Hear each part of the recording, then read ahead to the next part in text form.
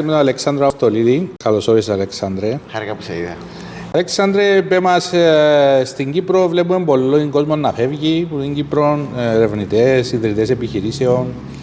Πες μας όμως λίγο την άποψη σου τι χρειάζεται να κάνουμε άμεσα και μακροπρόθεσμα για να κρατήσουμε το ερευνητές στην Κύπρο να προωθήσουν την έρευνα και τους καινοτόμους ιδρυτές επιχειρήσεις. Χάρηκα πολλά που σε είδα. Πάμε πίσω αρκετά χρόνια σε τον ιδιαίτερο χώρο. Από τις τρεις δικές μου προσωπικές πρωτοβουλίες που συνάβουν απόλυτα με το Volt, εκείνη που νομίζω συνάβει πάρα πολλά, ιδίως για τα μεγάλα παράπονα που έχουν άτομα που φεύγουν με την Κύπρο, είναι η γραφειοκρατία και η αποτυχία να κάνουμε την έξυπνη ψηφιοποίηση.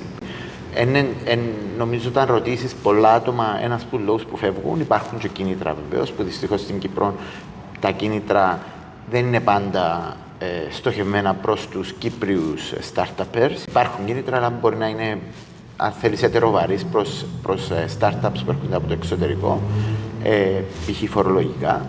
Αλλά η αδυναμία να κάνουν τη δουλειά τους εύκολα και γρήγορα σε οτιδήποτε έχει να κάνει με τον ευρύτερο κυβερνητικό τομέα είναι μια μεγάλη αδυναμία. Και μέσα σε αυτό είναι και η ιδέα ότι μπορούμε, και κάτι που μπορεί να κάνει η Βουλή, να αλλάξουμε και τον τρόπο που γίνονται τα tenders της κυβέρνησης για θέματα IT. Έχουμε δει χώρες, παραδείγματος χάρη τη Βρετανία, πρόσφατα και η Γαλλία, όπου αλλάξαν το σύστημα για να κάνουν κάτι πολύ πιο ευέλικτο και value for money για τον πολίτη, αλλά την ίδια ώρα βοηθά και μικρομεσαίες εταιρείες να είναι πολύ πιο ανταγωνιστικές σε θέματα tenders για IT. Αυτή τη στιγμή, όπως ξέρεις, όλα τα κυβερνητικά tenders, ιδίως για θέματα IT, είναι μεγάλα, πρέπει σε μεγάλο consortium και συνήθως η τιμή είναι το μόνο θέμα που μπαίνει μπροστά.